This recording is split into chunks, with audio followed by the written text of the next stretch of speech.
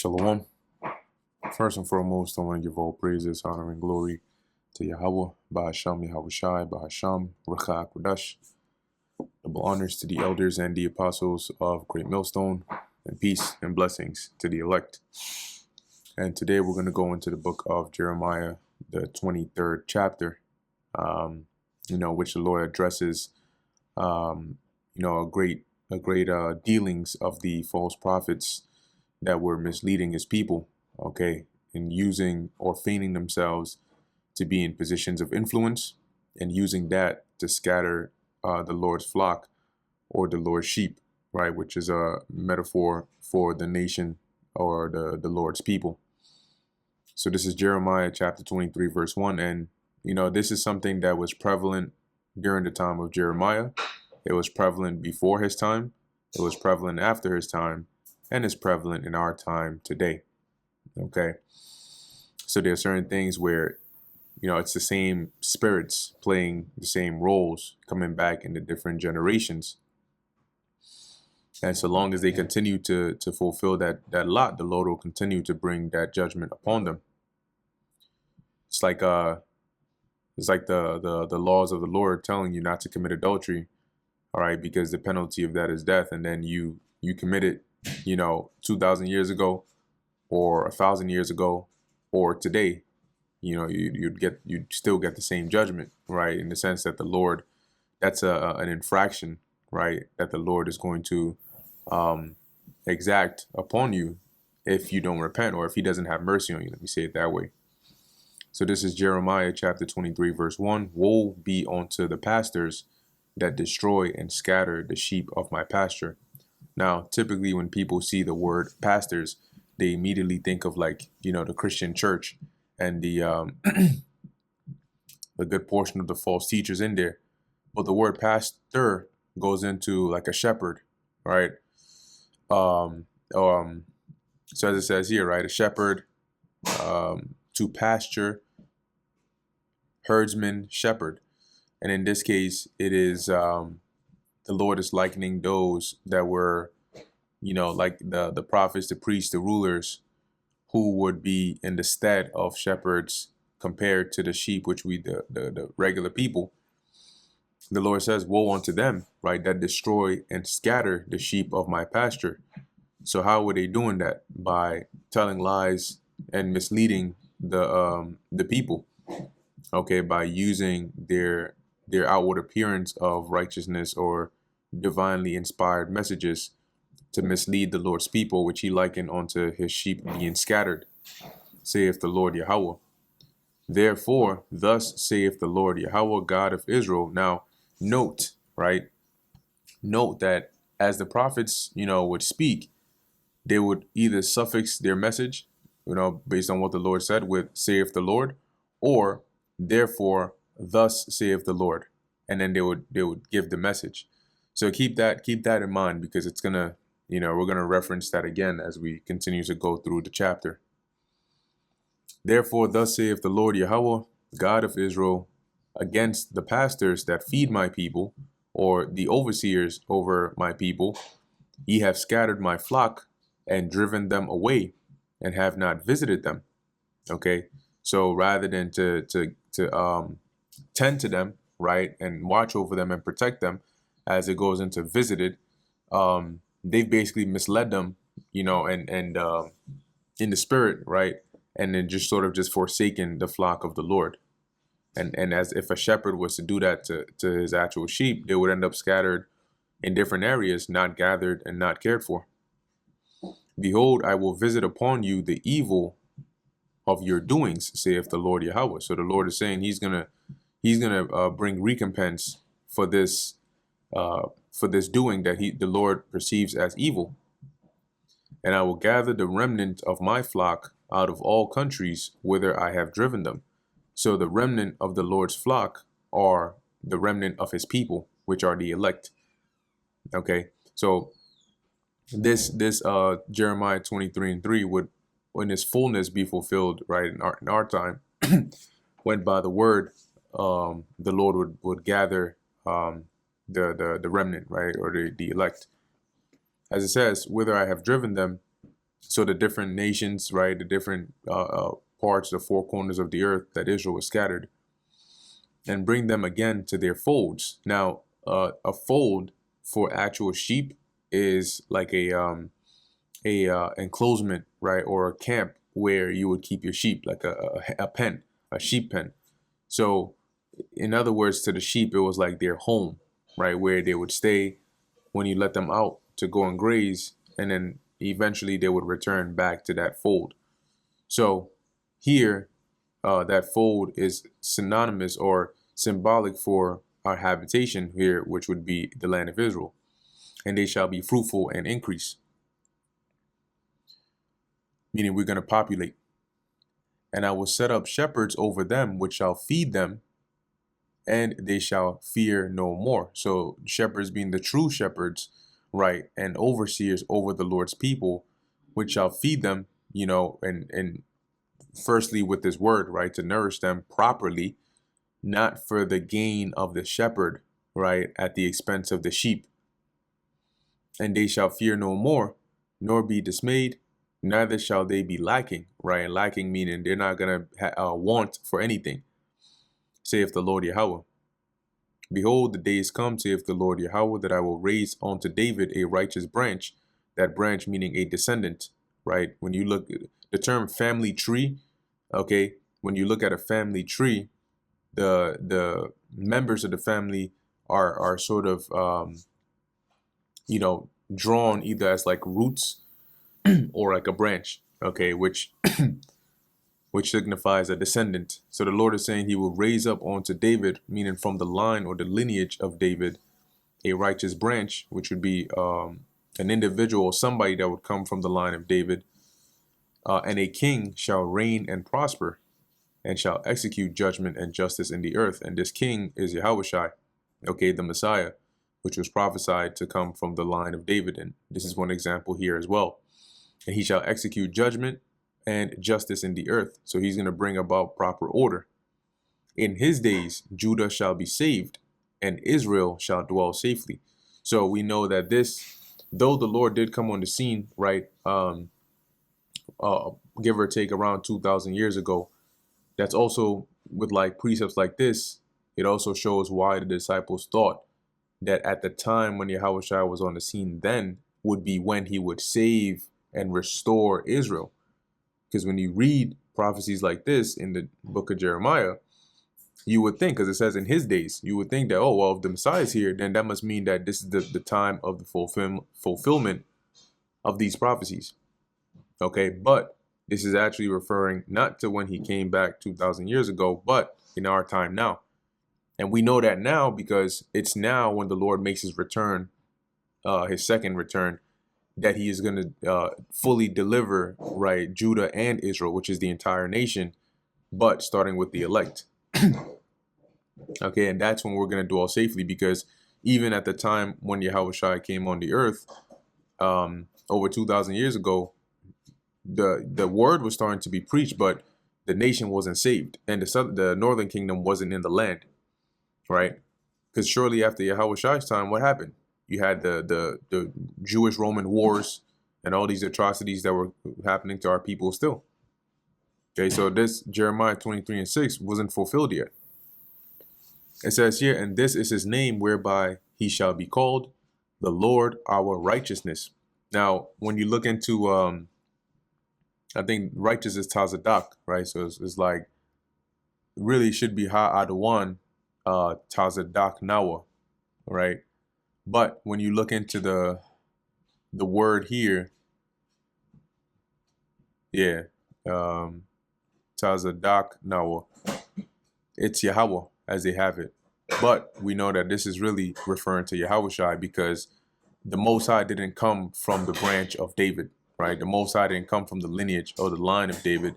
Yahushua did. So really, that should be Adawan, right? Or it should be Yahushua. Verse 7, therefore, behold, the days come, saith the Lord Yahweh, that they shall no more say, the Lord liveth, which brought up the children of Israel out of the land of Egypt. But the Lord liveth, which brought up and led the seed of the house of Israel out of the north country. Now, what this is saying is the times are going to come where when people think of the God of Israel, they think of the God that delivered Israel out of Egypt, because it was such a monumental event that happened. But his deliverance of the seed of Israel, the house of Israel, the elect from the north country, is going to far surpass that it will overshadow the deliverance out of Egypt. And when people think about the Lord and Israel, they're gonna think first about the deliverance out of the north country before that of Egypt. Now, this north country isn't referring to ancient Babylon at the time, but rather now in our time. Okay, so the north country being Babylon or America today. And from all countries whither I had driven them, and they shall dwell in their own land. And this hasn't been fulfilled yet, because Israel is still scattered in these different countries and these different parts of the world. Verse 9, mine heart within me is broken. This is Jeremiah speaking, because of the prophets, dealing with the false prophets. All my bones shake. I am like a drunken man, and like a man whose wine or whom wine hath overcome. So Jeremiah is basically saying, he's distraught, right, with the level of yeah, you know what? Let me not even use that word. He's just distraught with the level of wickedness going on in the land. Let's keep it simple. And he's basically being poetic with it, right, about the bone shaking. But he describes himself as one, like when somebody is so drunk that they're overwhelmed, right, with the influence of the alcohol. Jeremiah likens himself to being in a state like this, but being overwhelmed with the words that the Lord is speaking concerning the land and the false prophets and the things he was getting ready to do. As he says, I am like a drunken man, and like a man whom wine hath overcome, because of the Lord Yahweh, and because of the words of his holiness. For the land is full of adulterers, for because of swearing, false swearing, the land mourneth, right? So the bulk of the people are adulterers, right? They don't fear the Lord. They live after their own pleasures. And because of their lying oaths, you could say, the land mourneth, meaning through the wickedness they were committing, the Lord would bring judgment, and both them and the land would suffer, right, because of the judgment. The pleasant places of the wilderness are dried up, and that's dealing with like the different regions and different areas where it would have greenery or good pasture due to the different punishments the Lord would bring, whether it's like drought or famine and so on, or wildfires. It would cause the land itself to suffer, right? And when it mentions these places being dried up, meaning they've basically like withered away, they're not fruitful as they used to be. And their course is evil, right? Meaning their intentions, their actions, and their force or their might, once again, going into their intentions and actions, is not right. So they don't move with good intentions, but rather that of a wicked mind, of an ungodly individual. For both prophet and priest are profane. See, and these were people, prophets and priests were some of the holiest people, right? Because they were close to the Lord. The priests serving the Lord, right, and teaching, leading the people in the right ways as per the Lord. So they had that influence, and the prophets being the mouthpieces of the Lord, which would speak the words of the Lord. Once again, they had the influence of the Lord.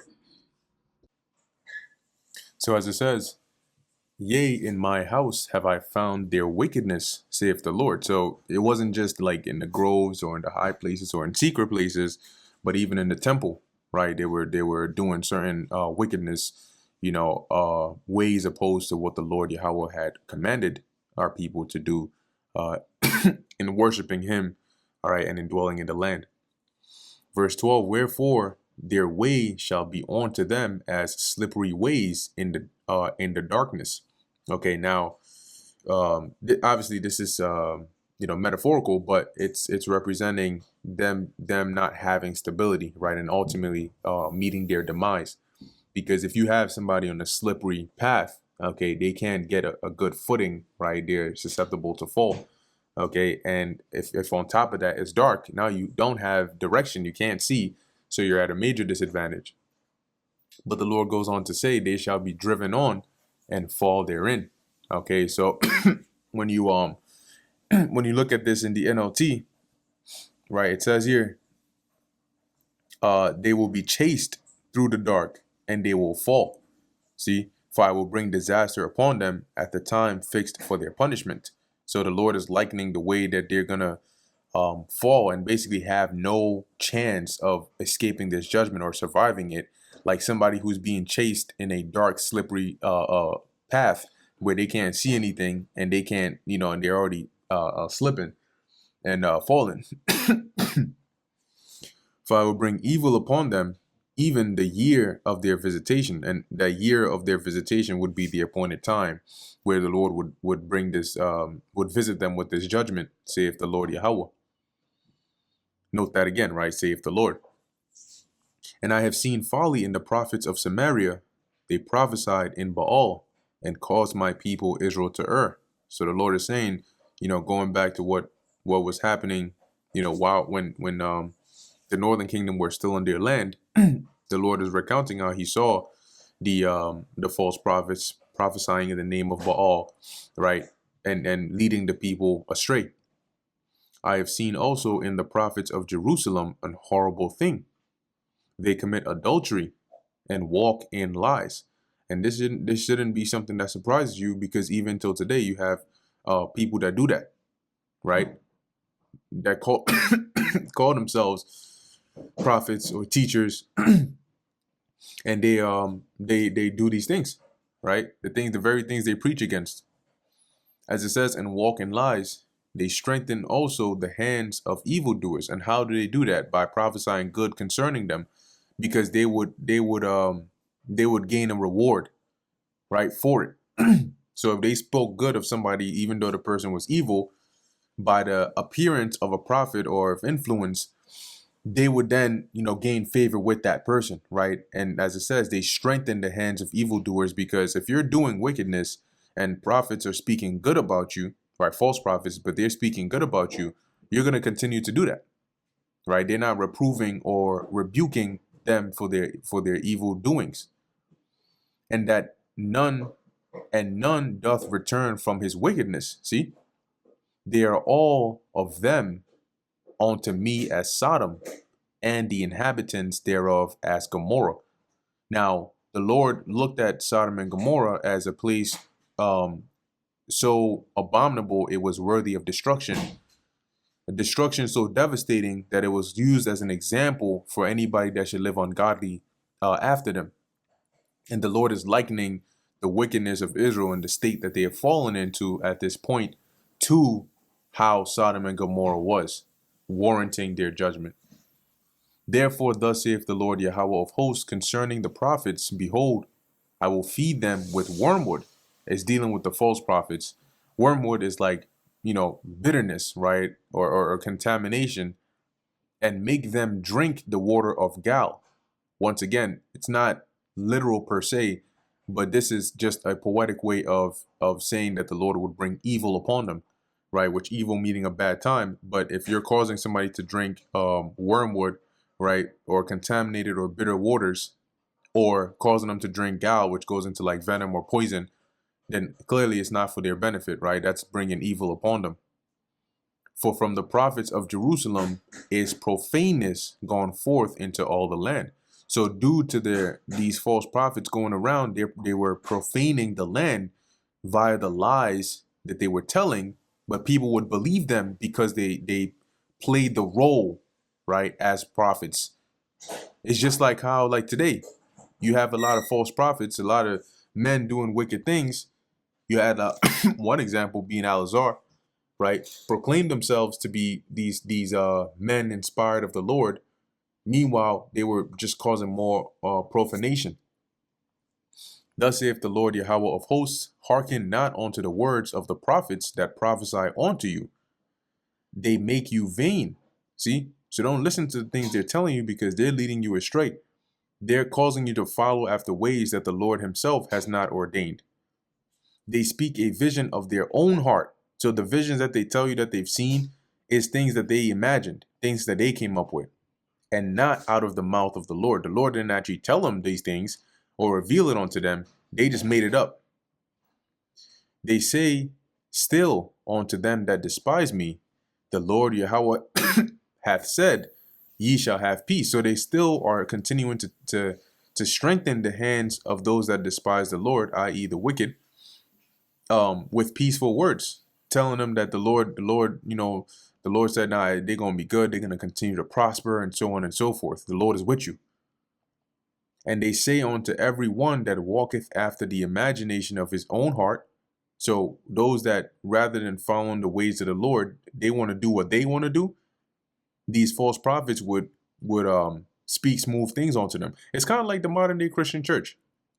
You can have all manner of wickedness go up in there. So long as they're paying their tithes and collection, the pastor will tell them that, God loves them and they're going to be all right. Anybody in here that's suffering, the Lord is going to change and turn your life around. Anybody that's, they're poor, you're going through financial woes, don't worry about it. The Lord is going to flip it all around. Next year is going to be your year. All that, guess what? They're doing this. Okay.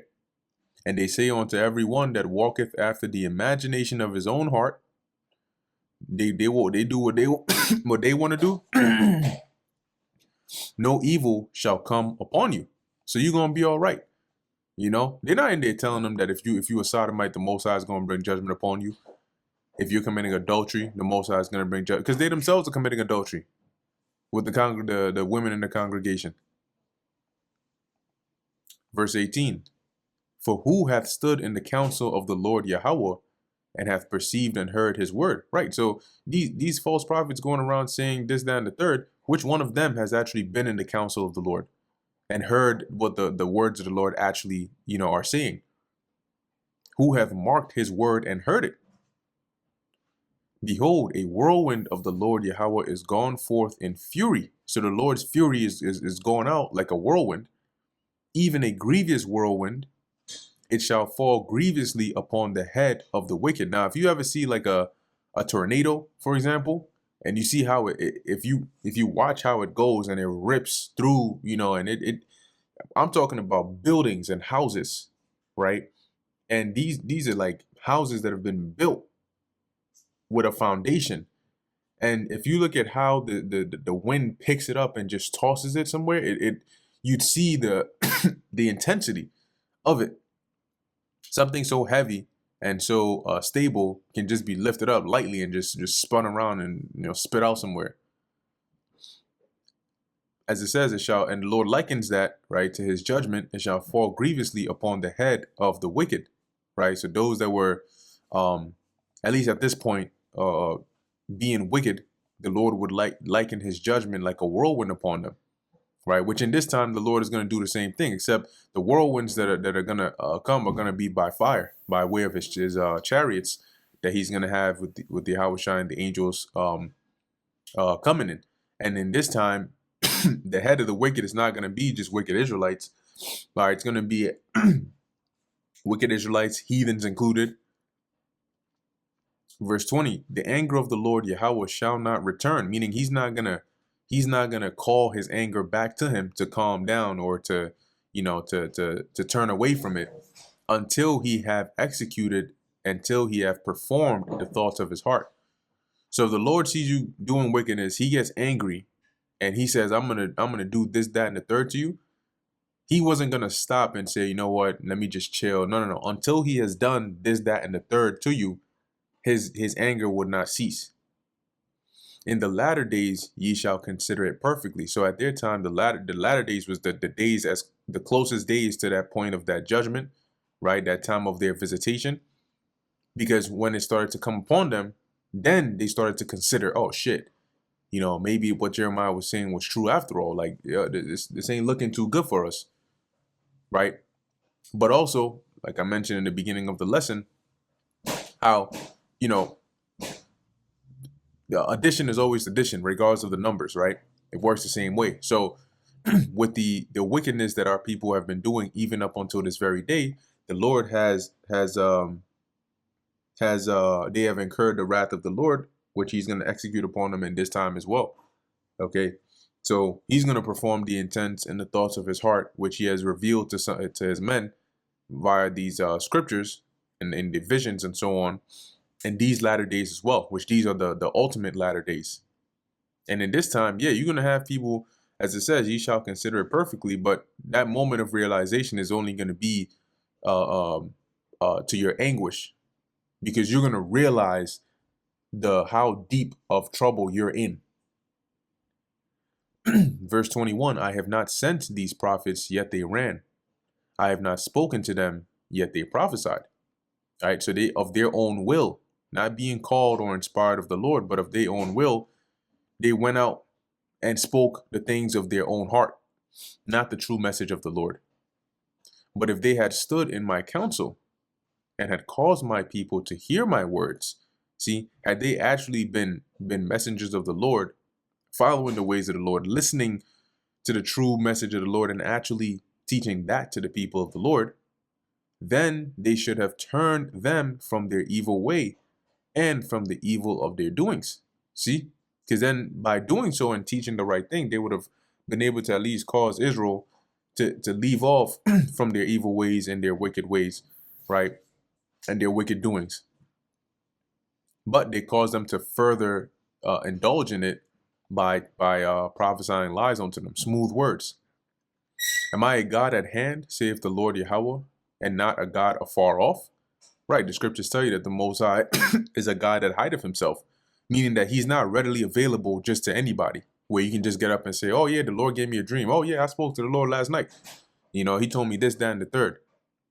Right, he's only at hand, or he makes himself known unto those that he decides to make himself known unto. Can any hide himself in secret places that I shall not see him? So is there anywhere you can hide yourself, you know, or even your thoughts that the Lord wouldn't know? Saith the Lord, do not I fill the heaven and earth, saith the Lord? So is not my presence everywhere? Hence omniscient, or omnipresent. I have heard what the prophets said, that prophesy lies in my name, saying, I have dreamed, I have dreamed. See, so the Lord is saying that the lies that they were going around saying, oh, I had a dream, the Lord revealed to me in this vision that this is what he's going to do, or this is what this is, you know, this person is going to do this and have this.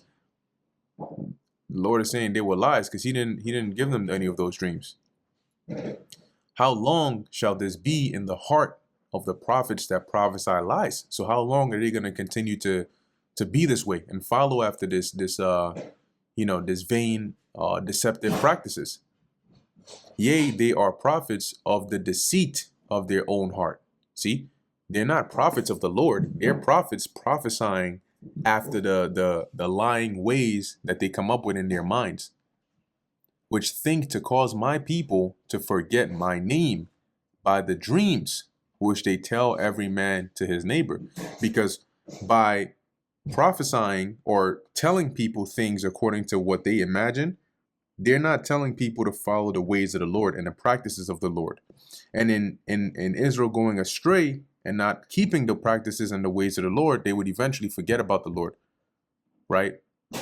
And rather than keeping his name in remembrance. As it says here, as their fathers have forgotten my name for Baal. So just like their forefathers, right, wicked Israelites that were using idolatry to lead people astray, to forget about the Lord, they were doing the same things with their false prophecies. Verse 28, the prophet that hath a dream, let him tell a dream, and he that hath my word, let him speak my word faithfully. What is the chaff to the wheat, saith the Lord, right? So the Lord is saying here, like, you know, those that claim they've had a dream, sure, let them say what they got to say. And those that are my true men, let them say what I've told them to say, right? Because regardless of that they're both speaking, there's a difference. Why one is likened unto chaff and one is likened unto wheat, saith the Lord. Is not my word like as a fire, saith the Lord, and like a hammer that breaketh the rock in pieces? See, so there's a difference between the word of the Lord and the false divination of the false prophets. Therefore, behold, I am against the prophets, saith the Lord Yahweh, that steal my words, every one from his neighbor. And this is the reason I was saying, take note of the diction or the way that, the true prophets, would speak. For example, Jeremiah, because these false prophets were using similar verbiage and diction, right? As it says, they steal my words, everyone from his neighbor, so that they could give the appearance as though they were men of the Lord, right? So they'll come saying, oh, thus saith the Lord, or therefore the Lord says, but they would suffix that with lies. All right, that's why the Lord said he is against them. Behold, I am against the prophets, saith the Lord, that use their tongues and say he saith. So they'll speak out their mouth with their own imagination, and they'll say, this is what the Lord said. Behold, I am against them that prophesy false dreams, saith the Lord Yahweh, and do tell them, and cause my people to err by their lies, and by their lightness, yet I sent them not, nor commanded them. Therefore they shall not profit these people at all, saith the Lord. And when this people or the prophet or a priest shall ask thee, saying, what is the burden of the Lord Yahweh? Now, the burden of the Lord Yahweh, in other words, is like saying, what's the message of the Lord? All right, well, what's the oracle or the prophecy that the Lord has showed you? Whenever it says the burden of the Lord, because when you read in the beginning of the writings of the prophets, you would often see the burden of the Lord, which came to this man, son of such and such, right? Which is, in other words, the message or the vision of the Lord that he gave to them. So when they ask, what's the message of the Lord? Then shalt thou say unto them, what burden? I will even forsake you, saith the Lord, right? So the Lord doesn't have any message or oracle or any of that for you, right? He will forsake you. And just like he did with Saul, they couldn't have any means of finding out the Lord's intentions because he stopped speaking to them. And as for the prophet, the priest, and the people that shall say the burden of the Lord Yahweh, I will even punish that man in his house. Now I'll read this in the NLT. It says, if any priest, a prophet, priest, or anyone else says, I have a prophecy from the Lord, I will punish that person along with his entire family. Because the Lord was saying here that no more am I going to, speak, or give them any more visions or anything of that sort, right? So nobody can go around saying that, oh, the Lord showed me this, or thus saith the Lord. And if they do, I'm going to punish them. Verse 36, and the burden of the Lord Yahweh shall ye mention no more, for every man's word shall be his burden. For ye have perverted the words of the living God, of the Lord of hosts, our God. Now read this once again in the NLT. But stop using this phrase, prophecy from the Lord, for people are using it to give authority to their own ideas, turning upside down the words of our God, the living God, the Lord of heaven's armies. So when it says here that for every man's word shall be his burden, they were basically saying they will use the name of the Lord to then speak their own lies. And that's why he says, because they perverted the words of the living God. Thus shalt thou say to the prophet, what hath the Lord Yahweh answered thee? And what hath the Lord Yahweh spoken? So if anything, ask them, what did the Lord say to you? And if they reply, right, but since ye say the burden of the Lord Yahweh, right, oh, the Lord, thus saith the Lord, or the Lord said this, knowing damn well that the Lord didn't. Therefore, thus saith the Lord, because ye say this word, the burden of the Lord Yahweh, and I have sent unto you, saying ye shall not say the burden of the Lord. So the Lord says, nobody is to use that, that phrase, oh, the prophecy of the Lord, or thus saith the Lord, or the burden of the Lord.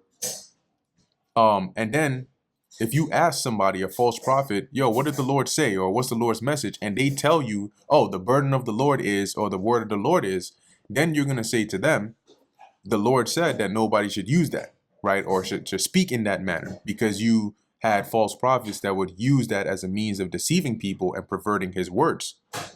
But since you're saying it, verse 39, therefore, behold, I, even I, will utterly forget you and will forsake you, and the city that I gave you and your fathers, and cast you out of my presence, which was by way of the judgment the Lord brought, by destroying their walls in their city and taking them captive out of the land. And I will bring an everlasting reproach upon you, and a perpetual shame which shall not be forgotten. And that's what ended up happening, right?